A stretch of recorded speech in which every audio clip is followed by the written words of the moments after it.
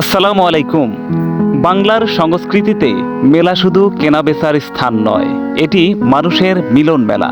ঐতিহ্য, সংস্কৃতি, ধর্মীয় অনুভূতি এবং আনন্দ উৎসবের এক অনন্য প্রকাশ। সাধারণভাবে নির্দিষ্ট সময় ও উপলক্ষকে কেন্দ্র করে যেখানে মানুষ ধর্মীয়, সামাজিক, সাংস্কৃতিক এবং বাণিজ্যিক কার্যক্রমে অংশ নিতে সমাবেত হয়, তাকে আমরা মেলা বলি। বাংলাদেশের অন্যতম প্রাচীন এবং ঐতিহ্যবাহী প্রায় 400 বছরের পুরনো মেলার নাম হলো ধামরাইয়ের রথযাত্রা ও মেলা। এটি ঢাকা জেলার ধামরাই উপজেলায় প্রতি বছর আষাঢ় মাসে অনুষ্ঠিত হয়। এই রথযাত্রা মূলত শ্রী জগন্নাথ দেব, বলরাম ও সুভদ্রার স্মরণে আয়োজিত একটি হিন্দু ধর্মীয় উৎসব। ধামরাইয়ের রথের সবচেয়ে বড় আকর্ষণ হলো এর কাঠের বিশাল রথ।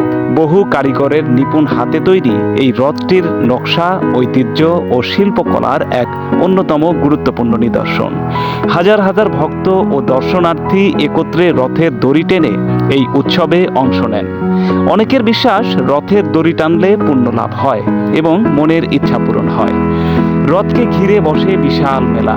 এখানে পাওয়া যায় মাটির তৈরি খেলনা, কাঠের হস্তশিল্প, বাঁশ ও বেতের সামগ্রী, গৃহস্থলীর বিভিন্ন পণ্য, পোশাক, অলংকার এবং শিশুদের নানা ধরনের খেলনা। পাশাপাশি থাকে নাগরদোলা, সার্কাস, সাংস্কৃতিক অনুষ্ঠান এবং নানা রকমের দেশীয় খাবারের দোকান, যা দর্শনার্থীদের আনন্দকে আরও বাড়িয়ে তোলে। এই মেলা শুধু ধর্মীয় অনুষ্ঠান নয়, এটি বাংলাদেশের লোক সংস্কৃতি, গ্রামীণ অর্থনীতি এবং সম্প্রীতির একটি গুরুত্বপূর্ণ প্রতীক।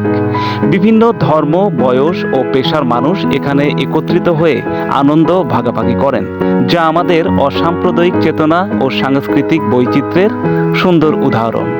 তাই ধামরাইয়ের রথযাত্রা ও মেলা শুধু একটি উৎসব নয়, এটি আমাদের ইতিহাস, ঐতিহ্য এবং সংস্কৃতির এক অমূল্য সম্পদ। এই ঐতিহ্য সংরক্ষণ করা আমাদের সকলের দায়িত্ব। ধন্যবাদ। ভালো থাকবেন সবাই।